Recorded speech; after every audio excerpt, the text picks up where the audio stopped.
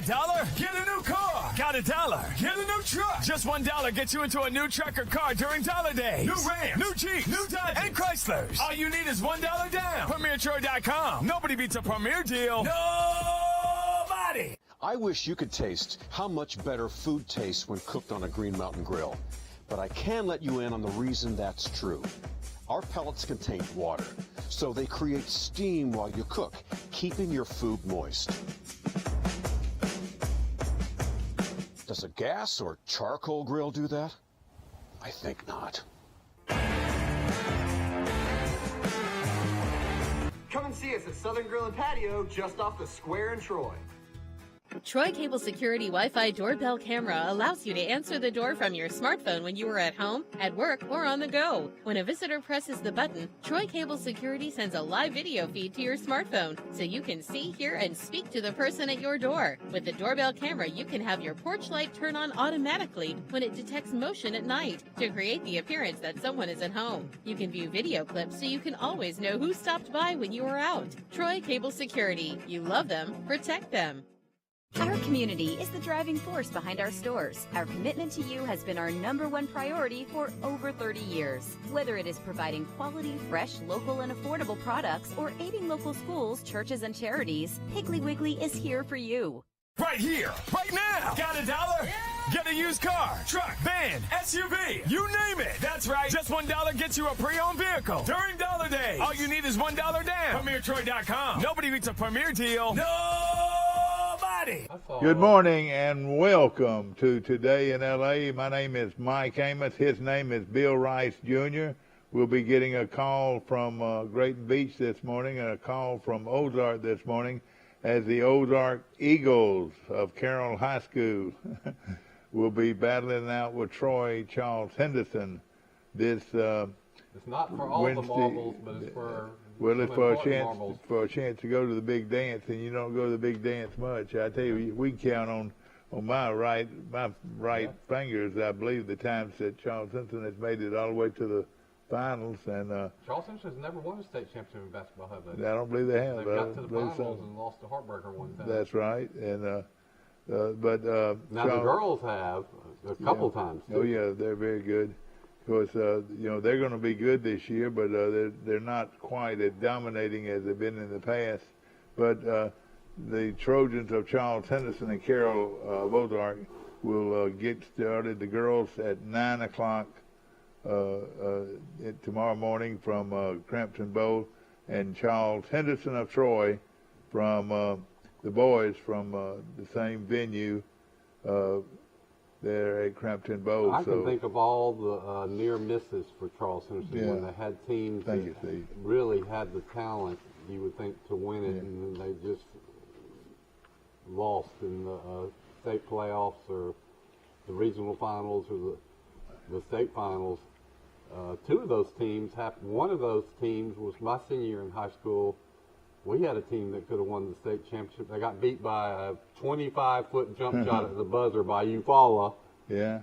And my brother's senior year, 1979, Rush, I used to go to those games too when Darren Faison and Richards and all those guys played. They lost in Tuscaloosa to Wetumpka in the state playoffs by 1 or 2 points. Yeah. Well, of course, it's the same situation. Charles Henderson beats Ozark, and they advance to the Final Four of high school basketball in Class 5A. And then, as we mentioned, also the girls can win. If they can win, they're going to do the same thing in Class 5A. So that means advancing to the state tournament in Tuscaloosa, in Birmingham. We've got a lot to talk about. We've got a call coming in here. Get it, if you will. Guten Morgen. Morning. Good morning. Welcome to Today in L.A. Where are you calling from, please? Hey, Dewey, Great Beach. You mean overcast thick Famous skies? Troy. A lot of overcast skies this morning? Yeah, congratulations to Holland Home. The squadron, yeah. Dancing in the street of Holland Home. They are going to the Final Four in basketball. I would think that now I could be wrong, but I think this is the first time Highland Home's ever made it to the Final Four, I believe. Well, Troy had a great player that came out of there, Lemaine Wilson. Yes, sir. Forward that could shoot the three, shoot lights out from three. Played several years over in Europe. I don't know if when he played, if they had great teams or not. Probably did. Yeah. But we got a lot of good basketball going on in Montgomery. Football prospect that Saban came to visit not too long ago, and all the coaches are visiting. A guy named, I think his last name's Falk. Oh, right, and he's from Highland Home. Yeah. Falk. He's got a younger brother that's really good too. That's like Geneva County. I don't know if they made it or not, but they got the football running back is a really good basketball player. And then I think Brantley's basketball team. Oh yeah. Those two great running backs for Brantley are Brown and Shine. And then Will tells us that the key player for Ozark that made them a lot better, who had been hurt for much of the year, is a star linebacker on the football team and is going to be a big prospect in football. Yeah. And, of course, we'll be watching all this closely. The games, like I mentioned, Charles Henderson plays for the right to go to the state championship in Birmingham. First thing. Charles Henderson has several. They're playing first thing Wednesday morning. Charles Henderson has several, at least a couple of really good football players that also play basketball.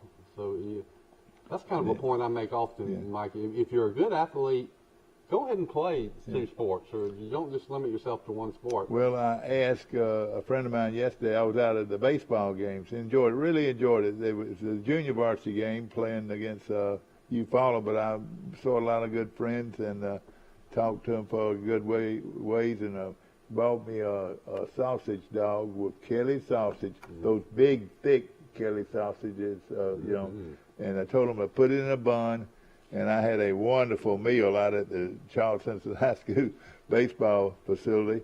I reckon they call it Hogan's Hole, and a great place to play baseball. But we were talking, and I asked a guy, I said, well, what's the difference with Charles Henderson against Carroll High Ozark? He said 6'6" and 6'8". Charles Henderson got other than those great guards, they got a 6'6" guy and a 6'8" guy. And it really makes it tough on a Well, I don't want to jinx Charles Henderson, but they played Ozark twice and won comfortably both times. But I don't think this key player for Ozark might not have been playing in those games. Yeah, it's going to be a great game. You see it a lot, though. It's hard to beat a team 3 times. Yeah.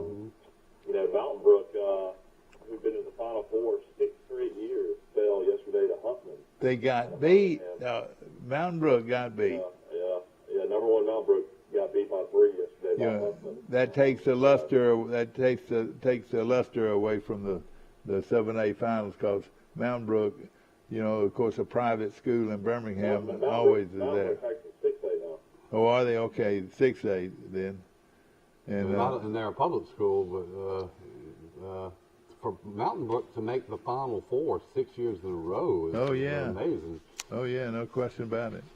And so there's going to be several games today in 5A girls. That's in the Birmingham region. I think 5A is Wednesday. Yeah, that's right. They're playing in the Jacksonville State bracket. Talking about Mountain Brook making the Final Four 6 straight years, that's amazing. It's kind of like UCLA, I think, won 6 straight national championships, which will never be equaled. But you look at Coach Saban and what he has done in his 15 years at Alabama. He's won 6 national championships. But what dumbfounds me is all the times he didn't win a national championship that he was in position to. That's right. It could have been 4 or 5 more national championships. So it's like he's a golfer that is in the majors might not win every major, but he's in contention, on the final couple holes. almost every time. Boy, Huffman has to be going. Saban came out at a conference, coaches conference the other day, and says he has no plans on retiring anytime soon. Oh, I know that. He'll coach till he croaks, like Coach Bryant said. You know, I have been reading a book rereading the book about Coach Bryant by Al Browning, who was the I remember Al Browning, yeah. Tuscaloosa News. And he became real good friends with Coach Bryant, later worked for Coach Bryant. He has some excellent insights. And one thing that struck me in reading this book is how very, very sick Coach Bryant was his last year as a coach. He almost really had to will himself to get through the season. Of course, I'm thinking he died of congestive heart failure. I think that would probably be. He finally had a severe heart attack. But from reading Al Browning's book, he was doctors and trainers were treating him just about every day, so he could get through practice. And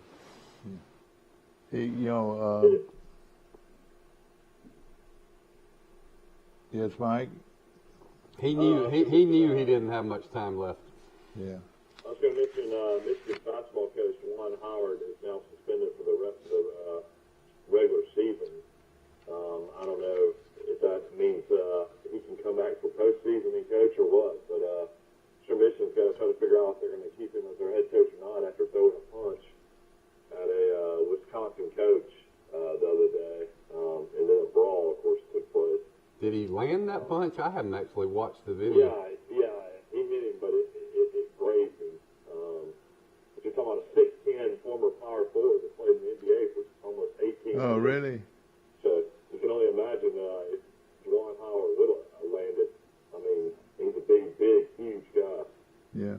Well, it reminds me of when, Woody Hayes lost it and punched that Clemson football player in a bowl game. Woody Hayes was never the coached a legend game of all after time. that. They fired him immediately. Yeah. Of course, Mike, I was looking at the 7A boys, with a pretty good matchup between James Clemens and Oak Mountain. So that would be a big win for Oak Mountain to take it all the way to the finals of 7A boys. Yeah, Oak Mountain won the state championship last year, though. They've got a really good program. And of course, they had a 6'11" kid that plays at Oak Mountain that's already signed with North Carolina. Oh, he's already signed. Did he go ahead and sit out or what? Is he playing for him now? I don't know if he's playing for Oak Mountain this year or not. He wasn't going to prep school, is what I read last year. Yeah. But you see all these old schools that you've been watching for years and years, Skyline, Raglan, Decatur Heritage, Summerton Christian, some of the teams, they've got Scottsboro and Pisgah. I'd like to go back all these old big tournament teams.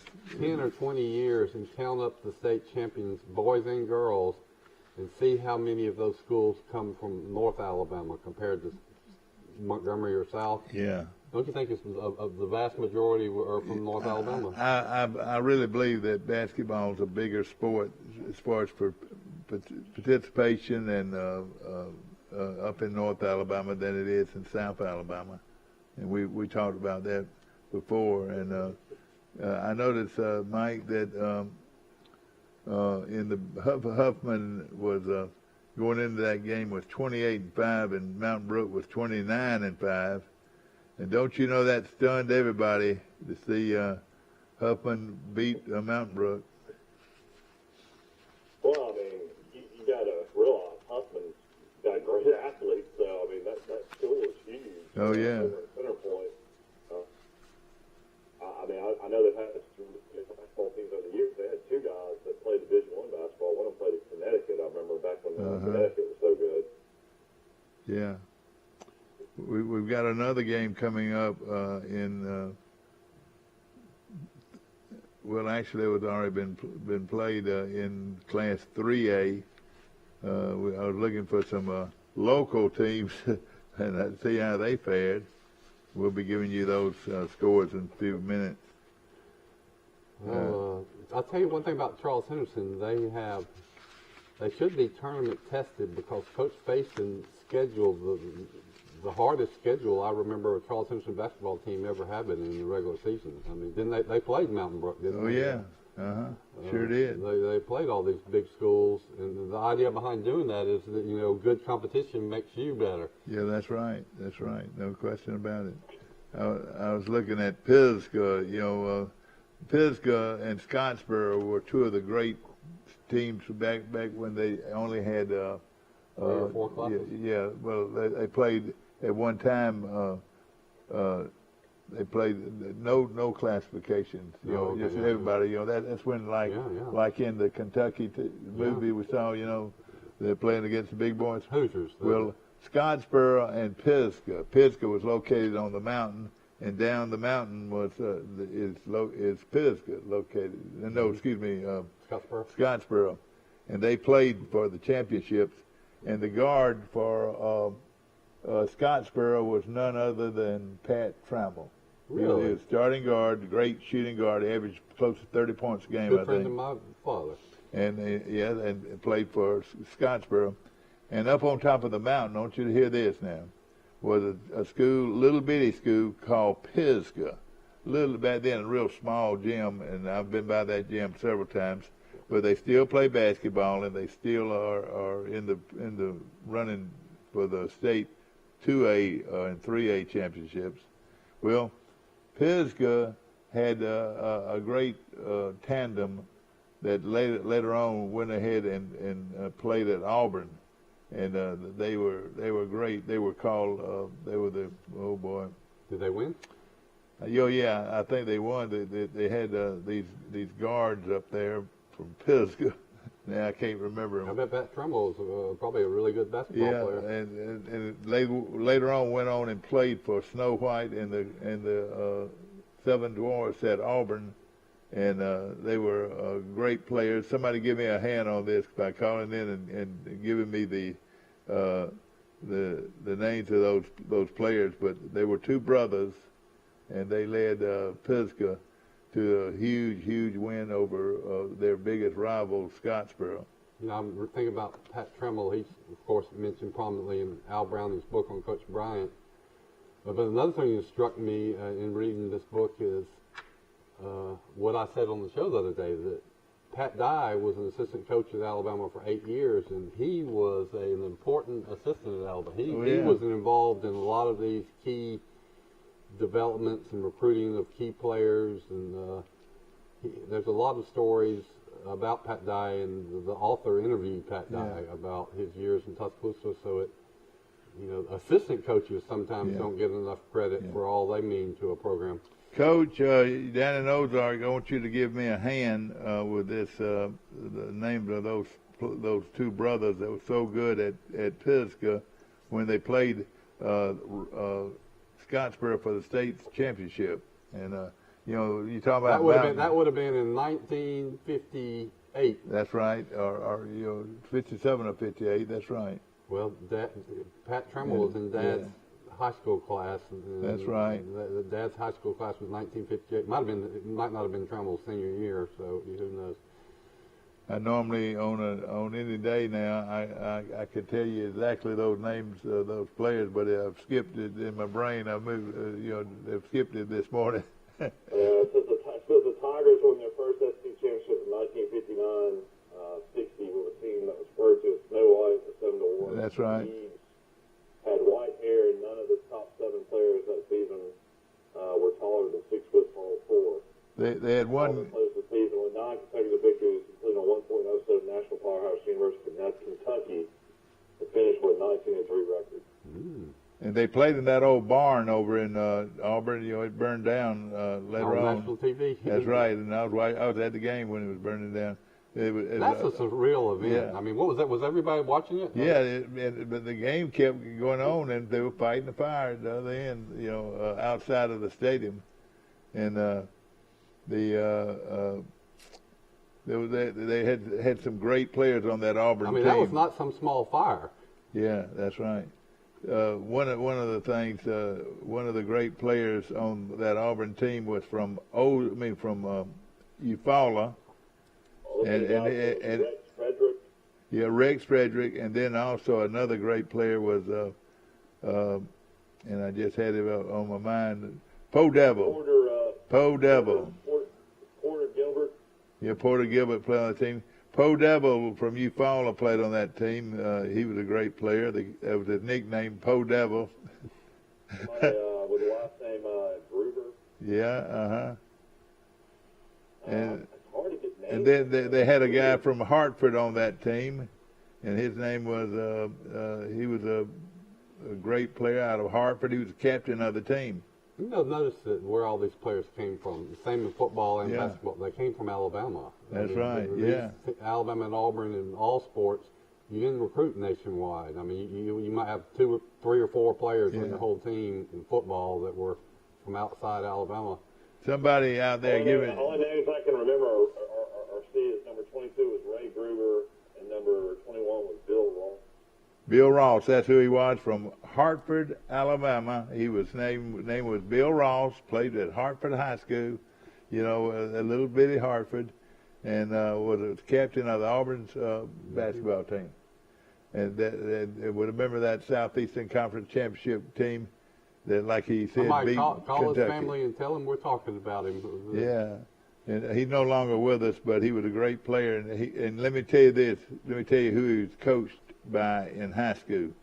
The great one, Leon Hillier. Really? Leon Hillier coached Bill Ross at Hartford High School before he came to Troy. I didn't know That's that. who That's Leon Hillier.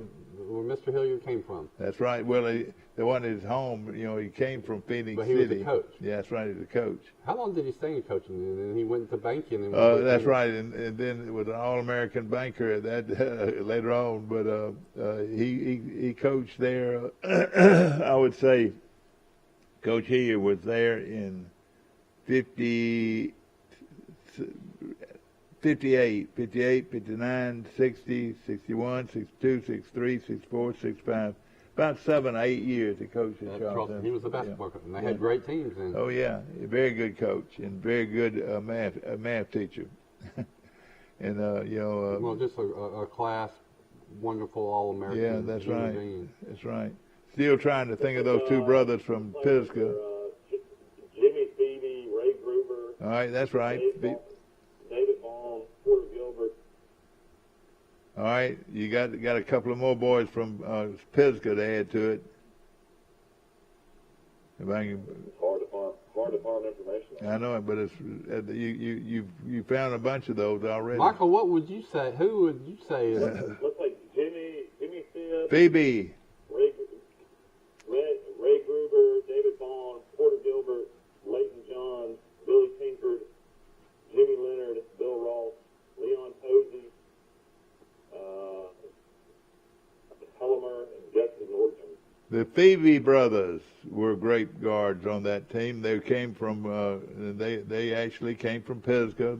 Jimmy Phoebe was one of them, and but they played on that great team that Joel Eves coached at Auburn, and you named a bunch of them, Mike. That was great information that you picked up. Yeah, that's 60, 61, though. I guess it's got to be 1959. Yeah, well, it's right around that, and like I said, these Phoebe brothers were out of the little bitty town of Pisgah, Alabama, and they beat Pat Trammell and Scottsboro for the state championship. Well, high school basketball games a big deal when you were growing up. Did a lot of people? They were to me, and I'll tell you this: I I mopped the floor. I had the distinction of back in 1960 and 61, when here you had the state one of the best teams in the state. I got to mop the floor between half times. At halftime, the gym would be full of people, and they let me mop the floor. Or when somebody falls down, you can see those people run out. We didn't have anybody like that. But I mopped the dust off the floor at halftime and before the game. Well, that was me. I was a 7th grader, and I can remember all those great days. And I'll tell you something else. That's why I couldn't wait. Those games. Let me tell you, at the concession stand, they had a product that everybody wanted in the concession stand. It didn't cost much, but you put it in a cup, and it was the most popular thing to eat at the basketball games. In fact, it was one of the few things there were to eat at the basketball games. No, but keep working. It was a giant dill pickle. He hit it, boy. That old son of mine, he don't miss a beat, does he? What we did, we got a giant dill pickle, and he put it in a cup, and you ate that dill pickle all night long. Well, that's what the main ingredient was. They might have had popcorn, but I don't remember. You know, they had those, but they had cups right there that had a big dill pickle in it, and they said, "I want a dill." Probably cost a dime or a 10 or something, and went back and sat in those old bleachers at the old gymnasium, that old Troy High School gymnasium. It wasn't very long. It didn't have fiberglass. It just had wooden backboards, and but we played some great games. Popcorn has always been popular at basketball games, baseball games too. If you see the popcorn cooker. Another here's your start lineup. The top player on the team for Auburn in 59 was a guy named Henry Hart. Henry Hart, Po Devil. His nickname was 6'1" guard. He averaged 15.5 points per game. How do you follow?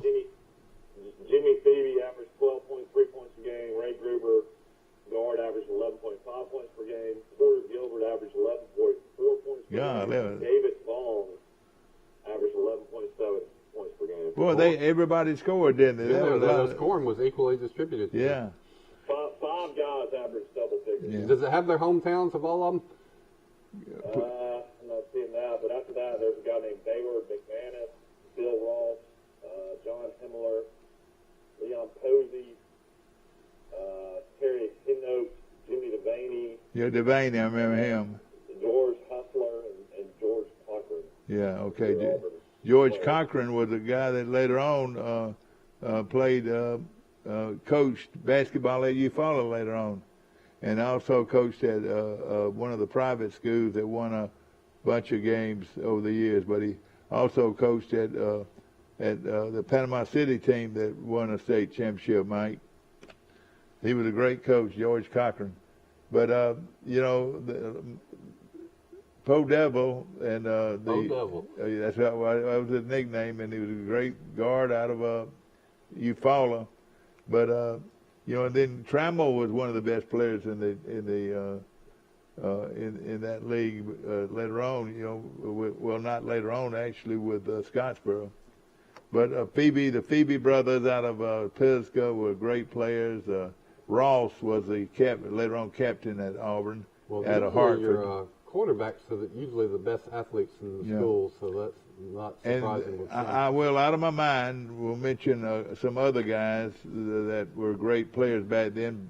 Bobby Pascal from Enterprise, James Booth, the great one out of Eufaula High School. He later on went to Alabama, and he was a legendary player. And we had a guy named Ronald Giddings that was a great player on that Leon Hillier team. Of course, so starting lineup on that team was Ronald Giddings at one guard, and he was a good one. Freddie Howard, the playmaker, was at the other guard. At the swing forward, you had Jimmy Rose was the center. William Davis, my good buddy here, he was the other forward. And the other forward was a junior named Herbie Henner. Wow. And that was the starting lineup for Leon Hillier's team that went all the way to the state championships in Tuscaloosa, where they were defeated by a very good team from Murphy High School of Mobile. Just think, Little Troy against the largest high school in the Well, if they would have had athletic classifications back then, they would have won their athletic. Yeah, they probably would have. And Coach E was, the guys off the bench were Harry Ray, Larry Ray, Ronnie Lindsay, the great Ronnie Lindsay was a junior on that team. And those were some backups. You said Cheryl Crow played the year before? That's right. Cheryl Crow played on the team the year before. It would have been great. They would have been a great team if they'd had some height like Cheryl Crow. Cheryl Crow was the tallest man on the team, and he's 6'3", you know. Mm-hmm. And Jimmy Rose on this great team that went to Tuscaloosa, from old Troy High School. Jimmy Rose was just 6'1", so they weren't big, but they were pretty good.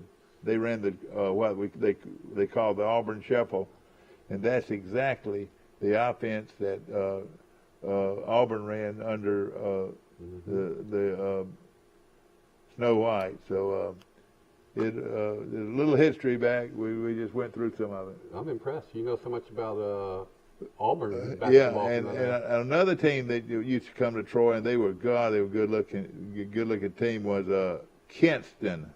And they had Tommy Whitehurst, the great Tommy Whitehurst, man. Moody was another great player on that team, and there was several. And I will tell you something about Kinston. Kinston went to Montgomery and beat Lanier. Wow! And that was like very similar to the great story about the Hoosiers. So that's what and Coach Purnell, the great coach at Kinston. He wasn't afraid that he had. Now he didn't do it every year, but he played them every year. But he at one year he beat Lanier and Lee, Robert E. Lee, out of Montgomery. Wrong if you beat those guys. That's right. And the boy basketball was big in those country towns. New Brockton, Charles Clark, the great one out of New Brockton. You had Pleasant Home, you had Coffee Springs.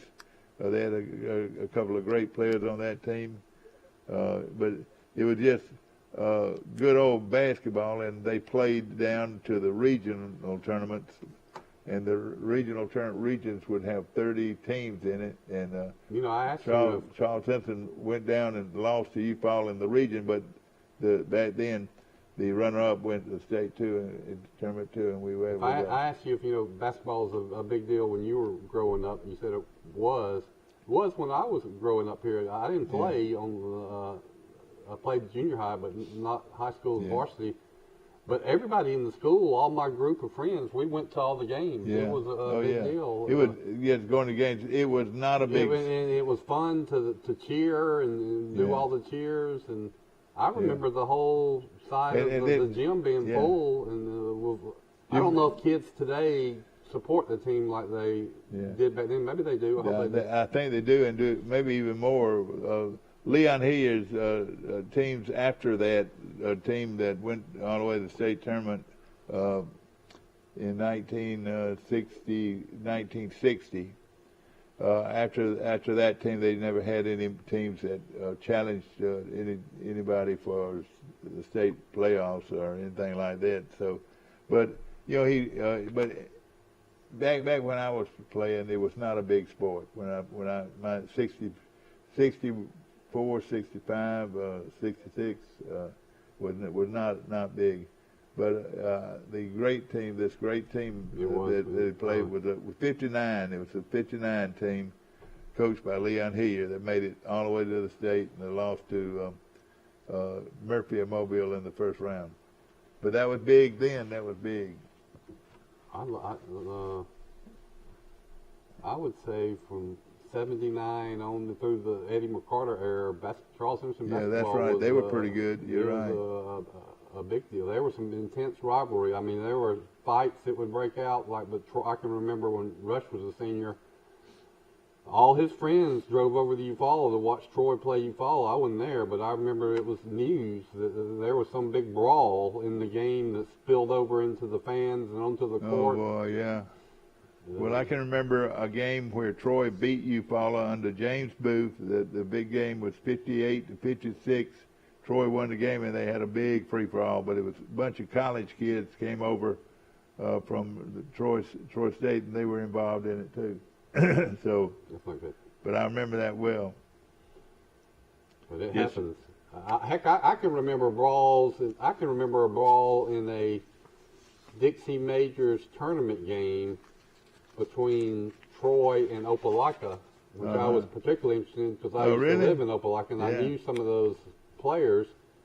They had been classmates of Rush's when we lived in Opelika, and then we moved to Troy, and Troy has always had a great tournament team, and there was a bench clearing brawl in these were 17 and 18-year-old kids, but I guess you can talk about that. Yeah. It happened. I remember Doug Kitchens was involved in it, and he might be watching the show. Yeah. Another game, Spain Park of Birmingham, they beat Huntsville High School 60-51, and Spain Park is another one that is on its way to the Final Four in Birmingham. That was some of the results of games last night. Doug. He won the Charles Henderson Youth baseball game. Well, it started raining, and I left, and and let me tell you this. I went and took a nap at home. I'm thinking that's what happened.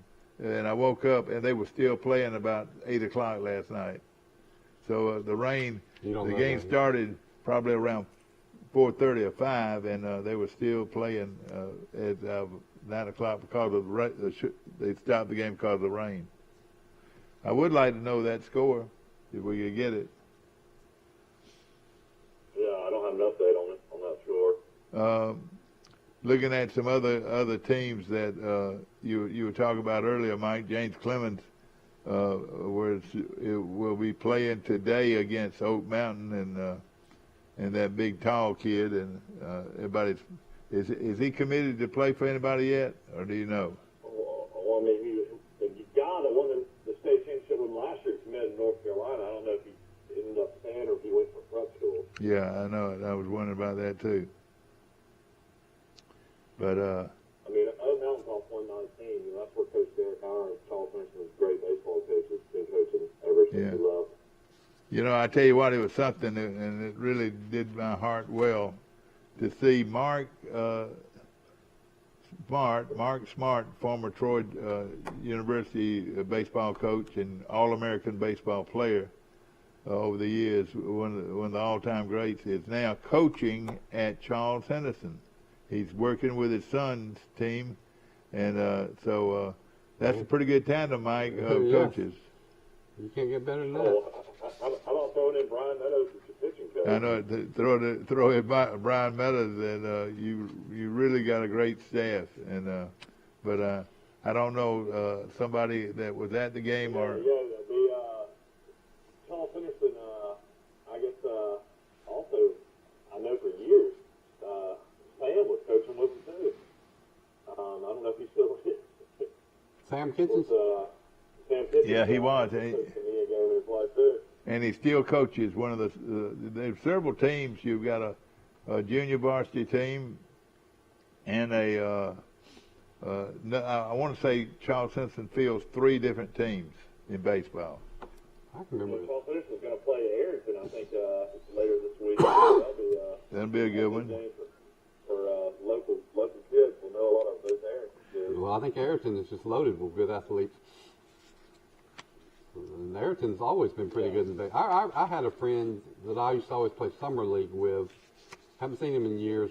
Derek Freeman was the one guy I knew from Arrington, and he, because he came and played summer league ball with us, and he was one of the best players in town in Troy, but he was from Arrington. Michael Lee. It's kind of like when we were growing up, we had all the Union Springs kids come down and play with us, and they were always really good at baseball. Boy, the best one of all of those guys was a guy named Wes Murphy. When I was coming up, a big old country boy that was a great hitter, but as a pitcher, he was unhittable, Wes Murphy. Michael, out of Huntsville, Lee of Huntsville, you remember was that the great dynasty that they had a few years back, Lee of Huntsville? The team out of Huntsville that was the dynasty was Butler. Oh, Butler, okay, Butler. But Lee of Huntsville was taking over a little bit. They were 20-4, and they were going to play tomorrow against Mae Jemison. Mae Jemison is old. What's the original name of Mae Jemison, Mike? I can't think. That's where Alabama's great shooter. Yeah. Played. That just graduated. Oh my God, I can't think of his name. Playing for the Pelicans NBA minor league team back in Birmingham. God, I can't think of his name. I was going to mention, y'all might want to go to the basketball game tomorrow night. It's Dollar Night and Whiteout. Highlights final men's basketball promotions. Troy Athletics is rolling out the red carpet final men's basketball game homestand with Dollar Night. And Wednesday against UP Arlington, you'll have $1 general admission tickets, $1 hot dogs, $1 soft drinks, and $1 popcorn. Well, right. There you go. Now, Mike, of course, this is UT Arlington. Now, who do they play on Friday, or who do they play this weekend? Well, Arlington's a huge game. It's the Coach Carlson's former team. And then Texas State's the number 1 team in the league. And that's who we play when we play Texas State. Friday night on ESPN2. All right, on Friday night, so there will not be a Saturday game. And then the next week, Mike, next Monday we start the tournament, don't we? Is that right? I think the tournament starts on the 5th. Yeah, it's Friday night, Texas State, 8 p.m. whiteout game. The first 2,000 fans will receive an official whiteout game T-shirt. Oh, great! Yeah. Yes, services. First 750 Troy students will receive the retro Troy State T-shirt from the 30th anniversary 258 game. Golly. Trojans do Mardi Gras. Doors to Trojan Arena open at 6 p.m. All fans will be able to enjoy free food samples from local restaurant sponsors while supplies last in the concourse. And then meet the football staff from 6:30 to 7:30. Summerall will be joined by members of the staff in the rotunda. Fans in attendance may take photos with Coach Summerall and receive autographed photos. There will be a mix and mingle opportunity for all coaches on Coach Summerall's staff. Fans in attendance will receive complimentary popcorn and beverages. Ticket specials, $5 general admission, reserve tickets, $10 club level tickets, $25 courtside tickets, $25 courtside tickets. That's insane. Well, admission for kids 12 and under. That means, though, Mike, they can sit down. That's Friday. Those are Friday's promotions, right? Yeah. Yeah, that's Friday's promotion. And then the Wednesday is $1 for everything to get in the door, and Cokes, hot dogs, popcorns.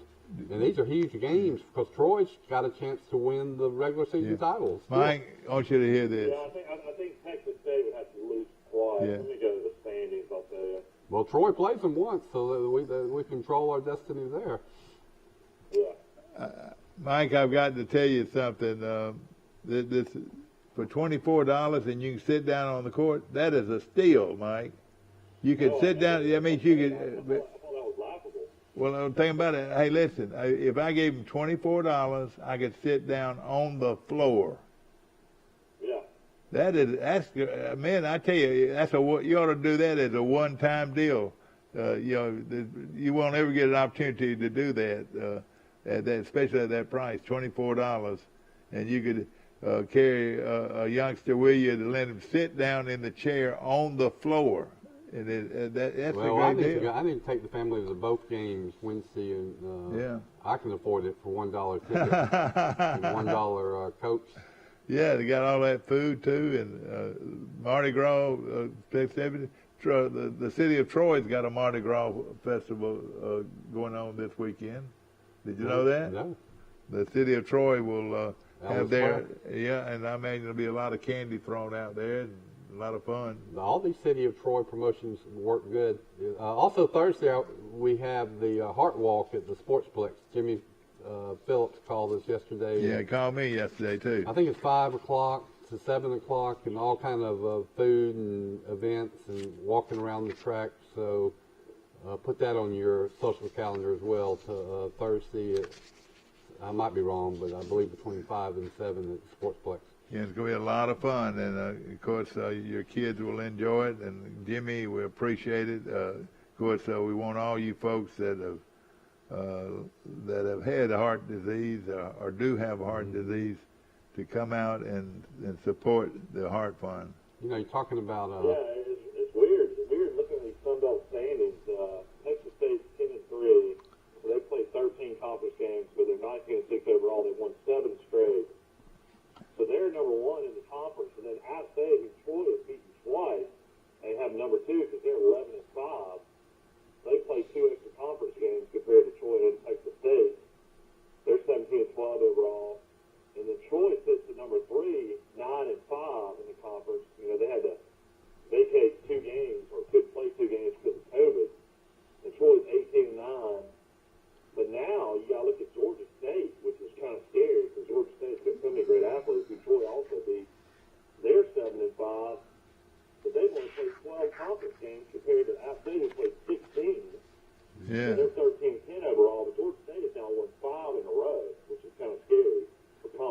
coming up.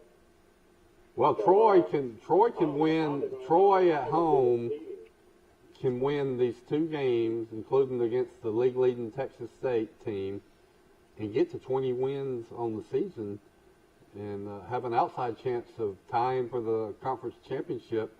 In other words, these are really, really the biggest basketball games that have been played at Troy University in a couple of years. That's going to be great, I tell you. But only bad thing, darn it, Troy's playing Auburn in baseball Wednesday afternoon, and I won't be able to see it. You gonna stay in Troy and watch basketball games? I probably will. Wow, this is huge, though. Texas State will have to go travel to South Alabama, who's 18-9, so they'll have to beat South Alabama and Troy. Those are 2 really tough road games to finish the season. I wouldn't be surprised if they lost both. Well, Troy, there you go. Troy, well, they might not control their destiny. Didn't you say there's one team that had 4 losses or not? No, they have 5 losses. App State has 5 losses. They're 11-5, but Troy has the head-to-head because they beat them twice, I would say. Yeah, that's right. Has Troy played Texas State? Yeah, Troy beat Texas State by 12 on the road earlier. Well, Troy would have the tiebreaker with Texas State. It basically comes down to South Alabama. If South Alabama can beat Texas State, it looks like Troy would be playing for it all on Saturday. Man. Night. And tell us what it means to win the conference. Do you get an automatic bid anywhere? If you win the conference outright, you get an automatic bid to the NIT. That's great. That's great. So Troy, if South Alabama can beat Texas State in Mobile, which is very possible, and Troy can take care of business here, Troy can win the Sun Belt Conference in basketball.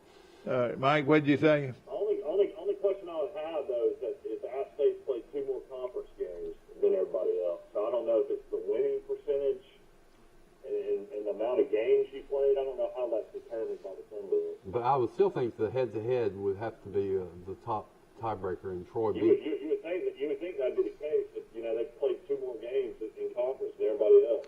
So strange situation. Oh yeah. Bottom line is go support the Trojans and Coach Cross, and let's finish off a great season and build towards future great seasons.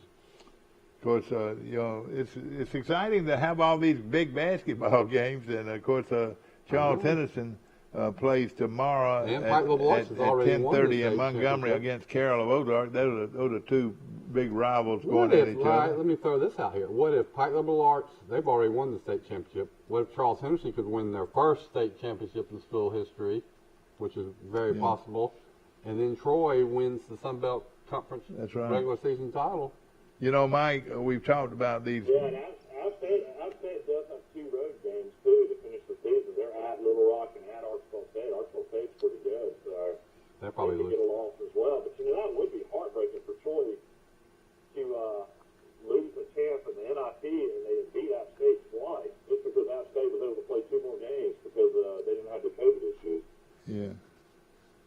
Well, I tell you what, it's we've still got a lot of basketball to watch. I guarantee you, even if Troy is not technically doesn't have the tiebreakers, which I think they would, I still think Troy gets invited to the NIT. I mean, you would have 20 wins and be tied for first.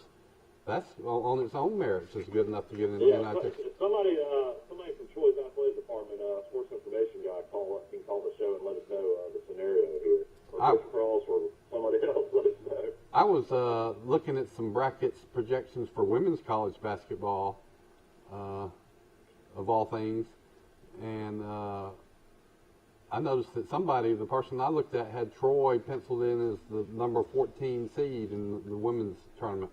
Oh yeah, well I can understand that, and you're right. They're in great shape. They've won, something like 9 straight. How many games have the Trojan women won, Mike? Something like that. I still can't believe Auburn University didn't come after Coach Rigby last year when they were looking for a head coach. I mean, I'm shocked that they've been able to keep Coach Rigby this long. Yeah. All right. Let's take a look at the situation again. The big one is tomorrow night. Tomorrow night, is that right? Yeah, you got to win tomorrow night to have any chance for it, all be on the line for Friday night. That's right. If you lose Wednesday night, all this is moot, probably. Yeah. So. I mean, basically what this comes down to is that loss to Arkansas Little Rock might come back to haunt Troy. They got beat by 7 Wednesday. Well, let me tell you this now. Troy's concern is this: being in the top 4 seeds in the tournament. All right, when the tournament starts, you get a bye. Yeah, and that bye would be very, very important. Mm-hmm. It's almost impossible to win a tournament if you don't have that. And those we're talking about the top four teams in the conference get the bye in the tournament next week in Pensacola. Save your legs. Mike, tell us how much fun that tournament will be. Well, I mean, I just know Pensacola's a lot of fun as far as a town, but you know, it's a great area to visit. Looks like the weather's gonna be really nice. Pee Wee Enslin from Montgomery, a former great on the Archer bunch. He called me last night and asked me to get him some tickets. I said, well, you can get your tickets as easy as I can. Just call them up and tell them to hold them for you at will call, you know. And yeah, I mean, I think it should be a good crowd. The Troy folks should make it down there. You can make a little, beach vacation weekend out of it. Oh yeah, it'd be a great weekend. And basketball tournaments are a lot of fun. And the great thing about it, we've got 2 teams that this year that have the potential of winning it all. Wouldn't you love to be there on I would say Sunday week or next Sunday week to root the Trojans on. You're right. Well, let's take a commercial break. We're going to be right back. Let's see, Steve's up there. We'll be. Got $1? Get a new car. Got $1? Get a new truck. Just $1 gets you into a new truck or car during Dollar Days. New Rams, new Jeeps, new Dodges, and Chryslers. All you need is $1 down. PremierTroy.com. Nobody beats a Premier deal. Nobody. Shipping Wars is back and bigger than ever. More work, more money. These shippers have a long road ahead. Who will come out on top? If we can get it there on time, we'll make some good money. Shipping Wars. New episodes Tuesdays at 10. Only on A&E. In the market for a new or pre-owned vehicle? We've got what you're looking for. So come see us at Bill Jackson Chevrolet Buick GMC in Troy, and you too can experience the Jackson satisfaction. Bill Jackson Chevrolet Buick GMC. At Cost Plus 10%, we offer your favorite brands at the best price. At Piggly Wiggly, we keep it simple. We price our products at cost, then add 10% at checkout. We carry all your favorite name brand foods, and we accept manufacturer coupons. Find us on Facebook and see our weekly specials. Troy Cable Security Wi-Fi doorbell camera allows you to answer the door from your smartphone when you are at home, at work, or on the go. When a visitor presses the button, Troy Cable Security sends a live video feed to your smartphone so you can see, hear, and speak to the person at your door. With the doorbell camera, you can have your porch light turn on automatically when it detects motion at night to create the appearance that someone is at home. You can view video clips so you can always know who stopped by when you are out. Troy Cable Security. You love them, protect them. Right here, right now. Got $1? Yeah. Get a used car, truck, van, SUV, you name it. That's right. Just $1 gets you a pre-owned vehicle during Dollar Days. All you need is $1 down. PremierTroy.com. Nobody beats a Premier deal. Nobody. Oh, that's from Troy. Back to our show, ladies and gentlemen, brought to you by Premier Dodge, Chrysler, Jeep, and Ram trucks on the bypass. Right now, they got $1 down, and you can buy a new or used car or truck from Premier. $1 down, and you can walk away with a brand new truck or used car truck from Premier. Go see 'em. Premier Dodge, Chrysler, Jeep on the bypass. The Troy Lady Trojans are 20-7. They've won 7 straight. All right, and they're looking at if they sweep this weekend, then they go in as the top team in the tournament. They can win the regular season too, which is a huge deal. Which is Troy's number 1. That's right. All right, so winning the regular season, but then in basketball you got to stay hot and win a couple more games in the tournament to get the automatic bid. But yeah, Troy's got 2 road games to finish the season. They've got to go to Appalachian State and to Coastal Carolina. Oh, they got a pretty tough deal there. You're right. That conference tournament starts March 2nd. On a Wednesday and ends on March the 7th on Monday. March the 2nd through the 7th. Steve points out to us today is Tuesday. Look on the screen. Today in LA, what's it say? 02/22/22. That has not happened in a. Well, that has not happened ever. Really? Well, let's see. It's never been 2022, so it's never happened. I mean, I guess there was a. What now? It's a 1922. Yeah. Okay. So I stand corrected. So right, that would in 1922 it would have been. If that's good news to you, I don't know. So it happened 100 years ago and 200 years ago. Of course, I want to mention our good friends at the Circle Insurance Group in Ozark. Sam Judah has been in the business a long time. He is the top insurer in Dale County right now. We appreciate him being a part of our show. It was actually technically correct because that was 1922. This is 2022. That's some more twos. 20. Think about what it's going to be like. Is anybody going to be around on February 22nd, the year 2222? That'll be 200 years from now. Somebody is going to have straight twos across the board. I want to mention First Cahaba Bank with locations on the bypass in Troy, and of course great people at Cahaba Bank, and of course they're one of the strong local banks in Alabama, Cahaba Bank in Troy. What do you think the world's going to be like in the year 2222? You think they're still going to be playing college football then? I don't know. I just hope that better minds will look over this situation out in over in Ukraine. I keep thinking that we've averted all the war threat, and then they say no war, and then the next day the headline is, "Yep, war is back on." You know what? I tell you what, if gas prices keep on going up, I might try to go buy one of these electric cars. Yeah, they'll be coming out with them and pretty strongly. They're pushing them. Yeah, exactly right. They have all these charging stations. I know at Alice Beach, the big resort down here, they have charging stations for Tesla. And then they have them at a lot of different gas stations now that they're building the new gas stations. They offer that as well. How long does it take you to charge them? I don't know. I think it's like 30 minutes, maybe 20 minutes, something like that. Not long, I don't think. But most all of them have the dual package. You mean they've got gas and they've got electricity? Is that right? I think you just have to have a little bit of gas, from what I've heard. Yeah. Okay.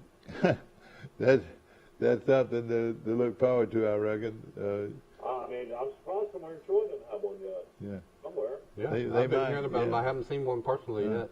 You would think the new station on the bypass would have something like that, wouldn't it? It's coming. Well, I tell you, I had a good talk with some people yesterday about our restaurants, our several new restaurants going up in Troy, and I'm still waiting though on our possibilities of that will bring a new hotel to Troy. And haven't we heard? Isn't it already out? Well, we might get a Baumhauer's too. Well, I haven't seen it on Baumhauer, but I've seen the hotel. Hilton Hotels are thinking.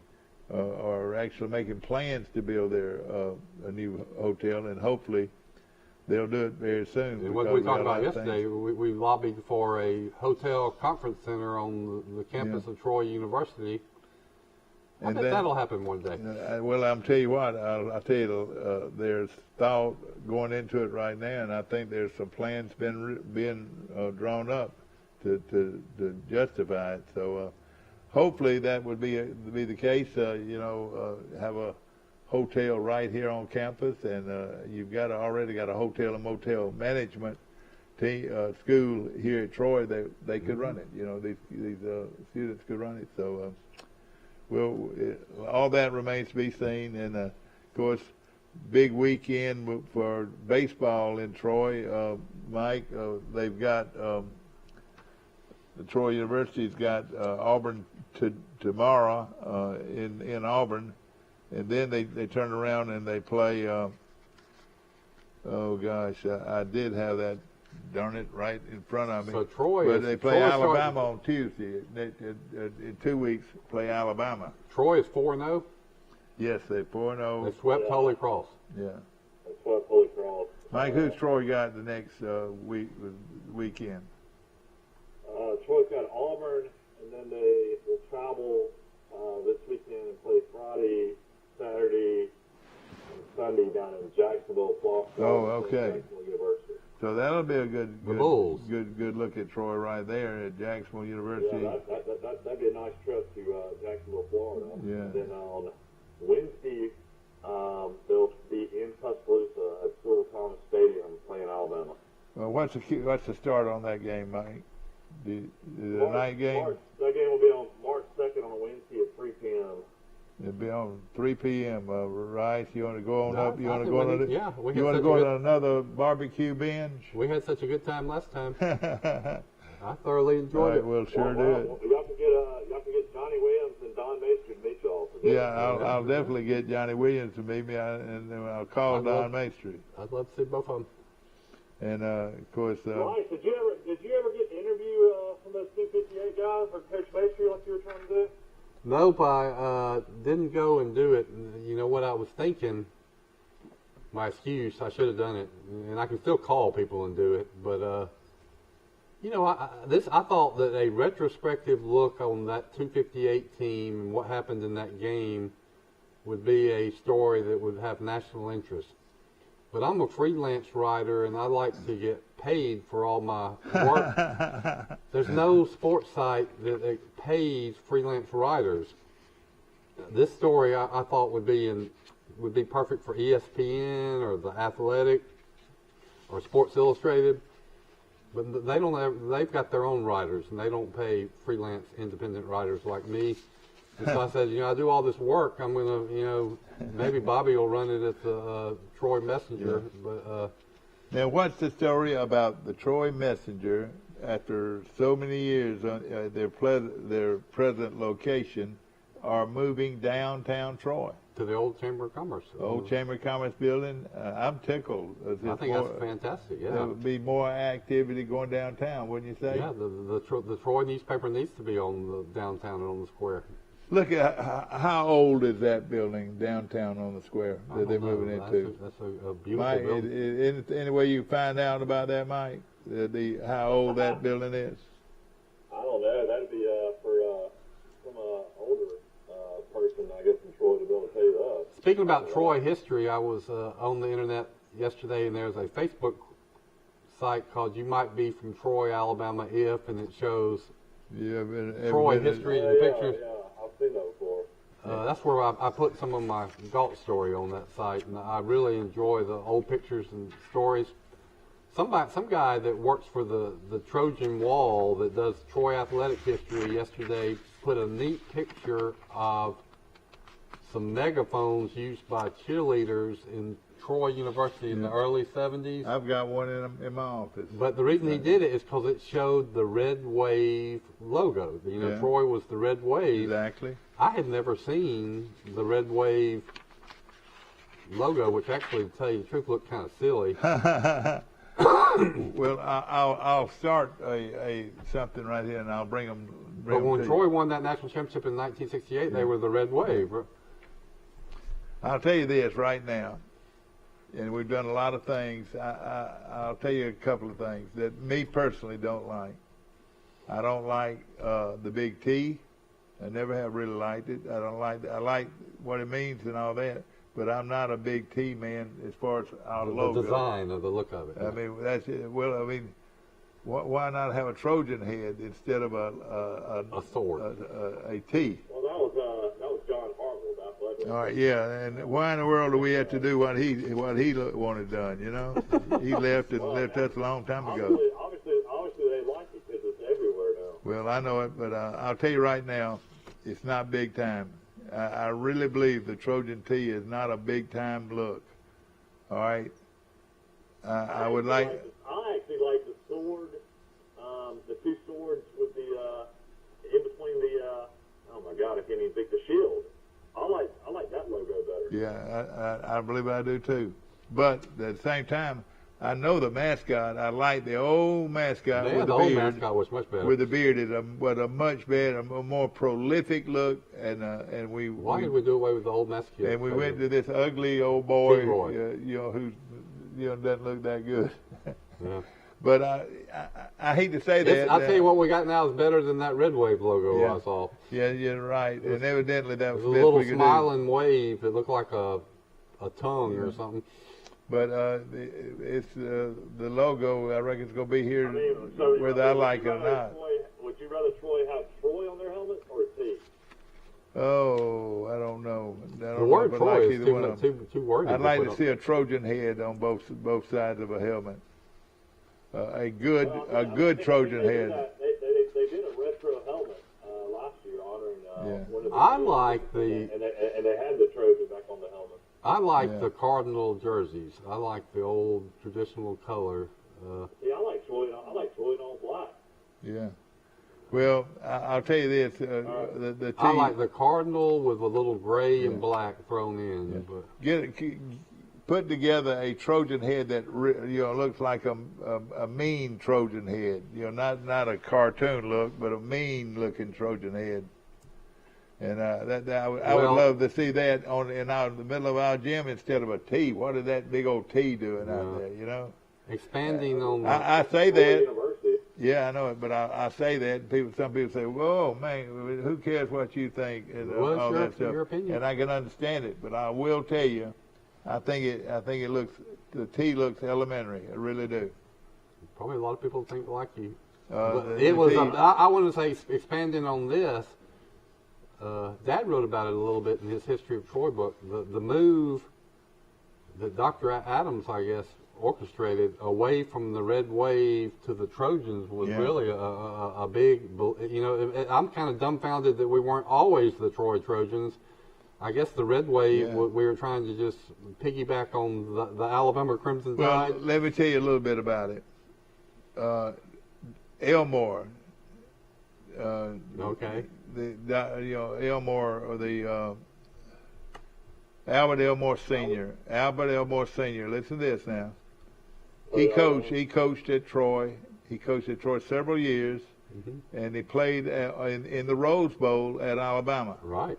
Now you've got the rest of the story. Well, I can get it. Troy State Red Wave, and instead of the Troy Trojans, the Troy State Red Wave. Well, the Troy must not have even had a nickname before then. They were Troy Tigers at one time. Oh, my gosh. At one time, the Troy Tigers. I've seen a baseball uniform with it. The Troy University was? Yeah, that's right. The Troy Tigers at one time.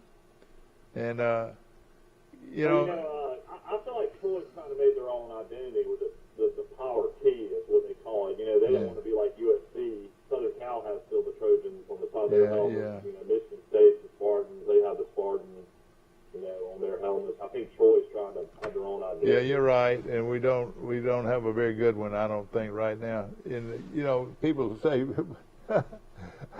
it's not that I don't love Troy. That might be the reason I don't like it. I just think there's a better look out there, and we haven't made it. I'll tell you what, though, we're lucky to be the Troy Trojans. I mean, a town named Troy with the nickname Trojans. Well, in fact, I could see you wonder. I could see a big Troy out there in the center of the basketball court. Troy. You know how long it took to get that high caricature logo? The one we had for the 1AA. Oh yeah, everything on campus, and now we finally got everything to that T. There's no way they're gonna spend probably $1 million to change that logo all throughout campus. Well, the old logo is where that's on our water tanks. Well, they thought that was more like a Central Florida night. Yeah, it was a knight. It was not a. You're right. It looked more like a knight than it did a Trojan. You're right. That was a good looking logo. We had it for a long time with the TSU in between the actual knight looking head or Trojan head. I'll tell you a good trivia question is to name the schools and their mascots nicknames that do not end with a plural noun, like the Tigers, the Bears. Stanford. Well, there's not Cardinal. many. The Cardinal. Crimson Tide, Green Wave. The Cardinal, Stanford It Cardinal. used to be the Red Wave, but we're not in that. But there's not many. There's only the Tulane Green Wave. How about that? Green I think Wave? it's the Tulane Green Wave, the Alabama Crimson Tide, the Stanford Cardinal. Yeah. Well, I guess the Marshall Thundering. Syracuse Orange. Yeah, there's several. The Marshall Thundering Herd. Yeah. You know, I know I've opened up a little bit of a can of worms here, and people don't give a darn what I think, what Amos thinks, but I'll just say this. How did they come up with just that big old T? Hey, let's just make that big old T where everybody says T, as your logo. And I could see it's something that Hartwell did when he was there. He definitely changed it to the Power T. We got a call coming in, and they're going to tell me off. All Good right, morning. You're on Today in L.A. Bill? Yeah. Hey, it's Joel Williams. How y'all was? Hey, Joel, how you doing this morning? I was going to tell you a couple of those mascots that aren't plural. Okay. NC State, Wolfpack. Yep. I'm counting them. Irish, Notre Dame. That's right. Two. And we used to have the Syracuse Orangemen. I think they changed their name to the Orange. Well, that still qualifies, right? Yeah. Hey, Joe. Navy Midshipmen. That's plural, but it doesn't end in an S, I guess. Yep. And now if you go down to some of the lower, like Harvard is the Crimson. Yep. That's right. And, did you say the Stanford Cardinal? Yeah, he did. Yeah. He already mentioned What about that. the Marshall Thundering Herd? The Thundering Herd, yeah. And of course, I think y'all already mentioned Tulane and Green Wave. That's right. Now, what about North Texas? The Mean Green? That's right. That's right. Well, there's more of them than I thought. And yeah. I know it is a lot more. Joel, let me sit you on the phone. We were talking about the seat, a seat on the floor now. On the floor for you and your wife on the floor is just $24 a ticket. 25. For $25, you can sit on the floor of this basketball game this weekend and look when at you say on the floor, and look are you at saying, it first. Are you saying like the chairs that the players sit on? No, across the way they've got seats. Yeah. They got seats, and are you going to be in town? You ought to go ahead and buy one of those seats, or two of those seats, of you and your wife on the court. Well, I ought to do that. I'll have to check. Just call the athletic department this morning, and I'll look across from you and see you Saturday, not Saturday, but Wednesday. Mike, I want to tell you something. I agree with you 100% about that T logo. I'm glad to hear that. It looks cheap. It looks, I don't know. Joel, somebody just doodled and said, why don't we use this? That's right. That's right. Yeah, I do too. And I'm glad you said that. And you've been around a long time. And, we're not being silly here. It's just our opinion. But why a big old T sitting out there? It's not colorful. It's not anything at all. I'm going to, since we're saying our opinion, not being politically correct, they kind of altered the fanfare fight song a little this year. Oh, they did, yeah. I don't know what I think about that. Did you notice that, how they altered the fight song? They changed some Joel? notes and. No, I hadn't noticed it. I'm still waiting on them to play Dixie. Well, that's why at some point it had a little overtones of Dixie. It wasn't exactly like Dixie, but you could tell that's what they were knocking off, and that they decided they couldn't do that. Not being disrespectful, it's just part of the heritage. The part of the fanfare would be there, but now I can live with it, and of course the fight song that Johnny Long built or wrote is still there, but. I think, Joel, more people think the same way you do about this mascot or this logo. Why would Troy have that kind of logo with a T, and everybody knows what a T is, Why don't we see if we could contact the actor Brad Pitt and see if we can get his likeness from the movie Troy to put on. Yeah, that's right. And with that big old. If you can, I'm available. Hey, look here. That's the best Photoshop of a football player is this. There's something else I don't like words on the front of the football jersey. That is high school. Mm-hmm. You mean like what? Like Tiger or Trojans or something like that, or what? Yeah. Or even Troy. If you want to have the kid's name on the back, that's fine. Yeah. Don't have words on the front of the jersey. I agree too. And what does Alabama have? Alabama has a script A, like a little bitty one. Tiny, yeah, just barely says. Oh, I mean, they might have a tiny logo, but they doesn't say Alabama or Tide or. No, yeah. Auburn doesn't say Auburn on Auburn. If you Troy say Troy across the front, just like so many high schools. Yeah, that's right. You know what I think that is? I think that's their Adidas contract. A lot of Adidas schools where have logos, it seems like on front, or their names on front of their jerseys. I've noticed. I think Texas A&M's even got it on theirs. And Joel, Mississippi State.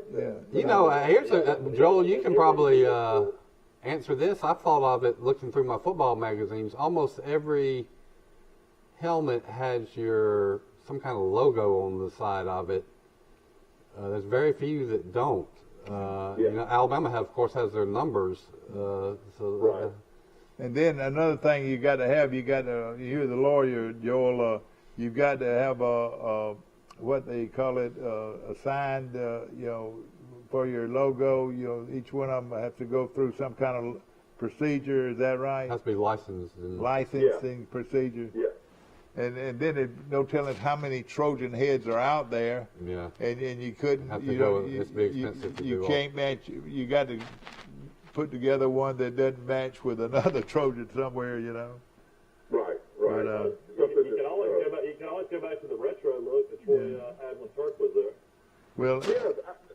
Back when we were winning national championships. Yeah, that's what I said. That was the Cardinal jersey in gray pants. Gray pants, some silver and black and Cardinal. Yeah, that's right. See, Troy gets like about, I think, 10 different uniform combinations they can wear for different games throughout the year. And they have different helmets with different T's on them and different logos on them.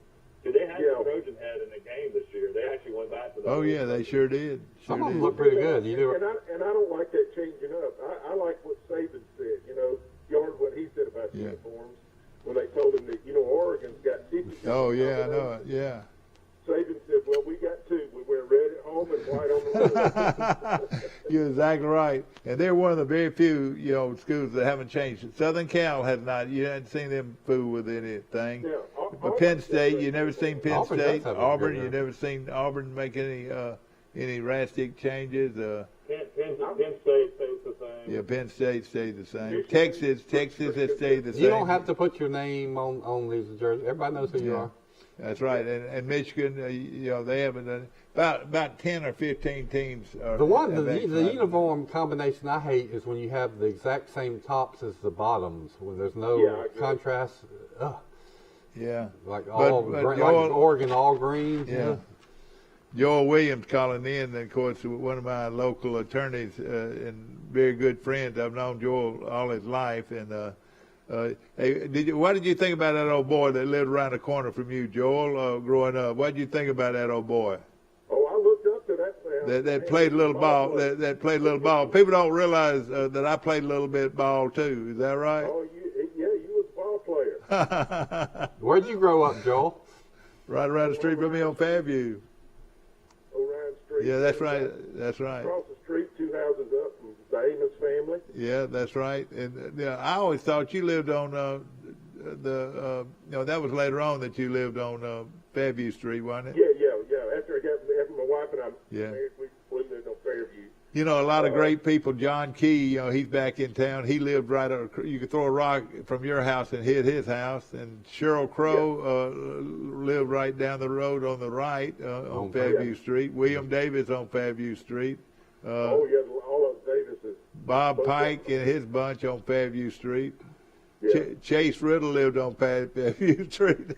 Or Orange Street. A lot of people live on Orange Street. Then Orange Street. A guy that we lost not long ago, Floyd Ledbetter, was one of your neighbors up the street. And getting to Maple Street. Yeah. Yeah, the Williford lived over near there. That's right. And my buddy that's accountant for Drummond in Birmingham, Charles Cobb, grew up. Oh yeah, he sure did. He done real. And hey, he's Drummond. Rodney Cobb, who I grew up with. people might not, Mike. People might not realize who Drummond is. Wiley Sanders grew up on Orange Street. Yeah. Orange Street, yeah. The Drummond Company is one of the largest coal-producing companies in the world. And, Yeah. Ooh, yeah, they are. I rode a skateboard down Pine Street one time, and then I chickened out and got off it before I got to the bottom. You probably saved your life right now. When I was in high school, at one time it snowed about 12 or 14 inches. We got some paneling, some plywood paneling, and slid down Thrill Hill on the snow. Oh man! I tell you what. I can tell you what year that was. That must have been 1973. Look at Thrill Hill. Is it still as steep as it looked like when I was I drive. I drive around Troy a lot, just driving around looking, and enjoying seeing what's going on. And that Pine Hill remains the same, and it's just a steep hill. Now, Joel, let me just tell you this: all these people, I've heard people say, "Oh, I rode roller skates down Pine Hill," and Thrill Hill. I went Thrill Hill. I call it Pine Hill, whatever. I call it Thrill Hill. Everybody calls it Thrill Hill. That name of it Pine Hill, but and then. But let me tell you this: it was tough enough for riding a bicycle. If you ever tried to go down Thrill Hill without your front end running like this. And that was the key. If you could just hold on, if you could just hold on. When I was a kid, and we'd come back to visit grandparents in Troy, Dad would take us down Thrill Hill and start going real fast, so you could get that roller coaster. And try to lift your feet. And then don't tell. I hope the police aren't watching him, but I do the same thing with my little kids right today, and it's like a tradition. Hey, Rice, that might be one of those you from Troy, Alabama is. Yeah. Race up and down Thrill Hill. You know what? We ought to find some place along the front, either on the Murphy Street side or the Orange Street side or Maple or whatever you want to say. Put a sign saying Thrill Hill. You need to, Yeah, we should do that. Yeah. Well, it's like Crow Hill. Yeah, I mean, that's right. You don't have to even do it. Everybody just. Yeah. But you know what? Thrill Hill. Everybody thinks Thrill Hill stops at Murphy Street. Yeah. Well, that hill keeps going up to the Episcopal Church. It's a steeper hill, and then it keeps going up towards Orange Street. Well, I'll say this: a poor old boy on Orion Street built Crow Hill. A poor old boy on Orange Street. Well, that might be the one hill that's as steep as Thrill Hill. Orion, you walk up Crow Hill, you're walking up a hill. There's no doubt. Yeah. But Troy is a hilly place, and I think it makes our houses look better, and it leaves a distinction about it, the hilly area. Yeah, some character to it. Yeah, exactly Well, right. I get ready to report y'all. I just wanted to contribute. Let me tell you this, man. Good luck. I really appreciate you calling. You're my good buddy. Thank you, Joel. I enjoy y'all. He added about 5 teams and nicknames that don't have the S's. There you go. All right, I'll talk to y'all soon. Bye-bye. They call it plural. What do they call it plural? Alabama traveling to Vandy tonight. Alabama's a slight 4-point favorite. Game will be at 8 o'clock on the SEC Network. I'm calling for an upset here. The fun thing about all this tournament is Troy, Charles Henderson High School of Troy, travels to Montgomery, Alabama in the morning, this Wednesday morning. The girls will play at 9 o'clock. If they win, they go to the state Final Four in Birmingham the next week. The next game is a 10:30 game, which pits Charles Henderson High School Troy against Carroll High School of Ozark, the great rivalry. Yeah. And I'm sure I'll see my old coach in historic Garrett Coliseum. That's right, and and that's going to be a great game. The winner will go to the Final Four in Birmingham, so that's going to be fun. Do we want to go to that game? We'll leave out of here and go early. We'll shut down a little early and go to that game. You're right. Well, after that, then I want to take you for lunch. I want to take you to Dirk's Filet and Vines. Hey, I could take you to Martin's if not. Well, I've been to Martin's. I want to take you somewhere you've never been. But do they have a coconut pie that's got? They got great desserts. What do they call it when you meringue? Meringue. Lawrence Hardware is one of our sponsors. A beautiful place. If you've never been there, it's probably the most unique place for business in Troy and Pike County is Lawrence Hardware right here in Troy. Can I get a sling blade there? Yes, Yeah, sir. of You course could can. probably get one, and I've got some old sling And you blades. get some people that know what they're talking about to help you too. You're right. I tell you what, I've said it over and over again. You can walk in Lawrence Hardware and see things that you've never seen before. What is that? What is that supposed to do? And he's got an answer for it. Yeah, It's like a museum, but it's a hardware nothing store. against Lowe's, but you go to Lawrence Hardware. And a fine young man, I promise you, So that he are owns y'all it. going to try to make the Charles Henderson game tomorrow? Yeah, we are. I'll go with Michael. Go with me. I probably won't make it to all of the girls' game, but we'll make it to part of the girls' game. You can make it to the second half, though. Yeah. And then if he wants to, we'll turn around and go to Auburn and watch Auburn and Troy play baseball. You know, it's crazy. When I go to Montgomery, I still to this day don't. I mean, I can Google it, of course, or put it in my phone, but I don't think I can. I don't think I can make it to Garrett Coliseum. I don't know how to get there. A lot of people might not know that. You go by Robert E. Lee High School out that way. Yeah, I know, but I mean, when you get to Montgomery, do you take Taylor Road and get on 85 and go that way, or do you go straight? Yeah, you can. That would be the old Montgomery Mall. Of course, you can take Taylor Road and go all the way to 85, and then get off on get off at downtown Montgomery. Is it kind of near downtown, like near the Capitol? It is, yes, sir. It's I would right get there. off at the Zelda Road exit, which you go back to your left, and then go back to your right towards where a Chick-fil-A restaurant is now, and then that'll take you to Robert E. Lee, and then you'll cross the old Atlanta Highway, and that'll get you out to Garrett Coliseum. Yeah. Near the farmer's market? No, it's not located at the Garrett Coliseum. We're going to Crampton Bowl. Oh, is it? Crampton Bowl. They're playing at Garrett Coliseum. Yeah. They're playing at Garrett Coliseum? Yeah. I didn't realize that. Man, I'm glad you told me. Rice, you knew it, didn't you? Mm-hmm. Well, so they used not to play hardly anything there, and then they must have refurbished the court or something. You're exactly right.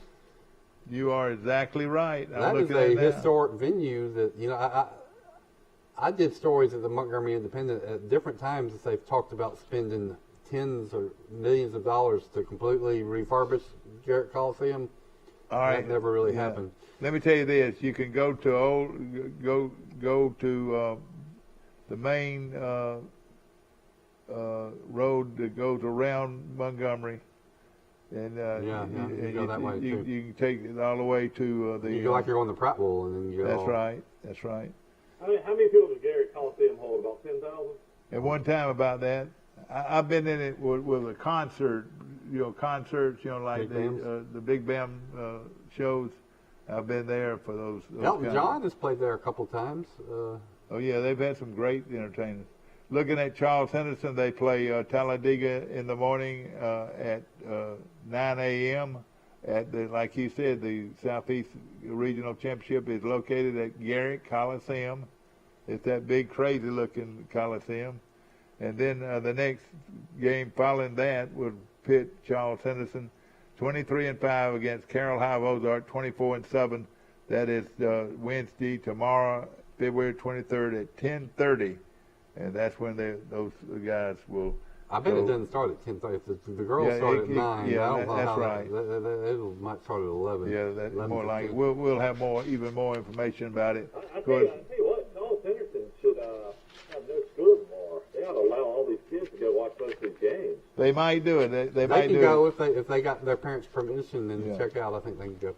I think they might do it. They ought to let these kids go. I mean, that's a very rare thing. You ought to go watch 2 games in a row. Oh yeah. Well, we hope everybody enjoyed our show today. We bounced around, but we're enjoying conversation. It's a conversation show called Today in L.A. Hope that you enjoy it like we enjoy bringing it to you. Take care and see you tomorrow. Bright and early, Today in L.A. Got $1? Get a new car. Got $1? Get a new truck. Just $1 gets you into a new truck or car during Dollar Days. New Rams, new Jeeps, new Dodges, and Chryslers. All you need is $1 down. PremierTroy.com. Nobody beats a Premier deal. Nobody. I wish you could taste how much better food